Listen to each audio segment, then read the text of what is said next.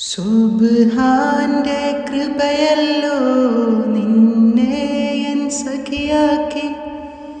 പുലരും തൊട്ടിരുളോളം നീരിക്കണമെൻ ചാരെ. കണ്ണാകും ചൂണ്ടയിൽ നീ എന്നെ ഉടക്കി വലിച്ചില്ലേ. പരൽ മീനെ പോലെ എന്നുള്ളം പീഡച്ചില്ലേ. നീ പോകും വഴികളിലെല്ലാം ഞാനും അണഞ്ഞില്ലേ.